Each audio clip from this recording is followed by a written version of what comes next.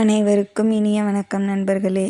இப்போ நம்ம எதை பற்றி பார்க்க போகிறோன்னா, நெல்லிக்காயும் மாங்காய் இஞ்சியும் கொண்டு துவையல் எப்படி செய்யலான்றது பார்க்கலாம் வாங்க.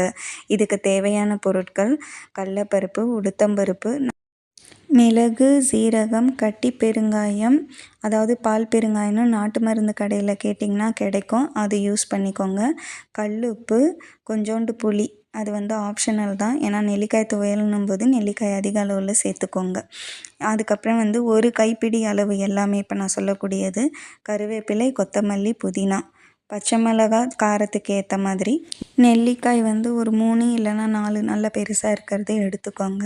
இதெல்லாம் வாணலில் போட்டு எண்ணெய் போட்டு வதக்கிட்டு மிக்சியில் போட்டு அரைச்சிக்கோங்க. உங்களுக்கு தேங்காய் வேணும்னா 2 தேங்காய் வணக்கும் போதே சேர்த்து யூஸ் பண்ணிங்கன்னா ரொம்ப டேஸ்ட்டாகவும் இருக்கும், ரொம்ப நல்லது. என்கிட்ட இப்போ தேங்காய் இல்லை, அதனால் இதெல்லாம் போட்டு நான் வணக்கி துவையலாக்கி வச்சுருக்கேன். இது தாளித்து கொட்டிடுங்க.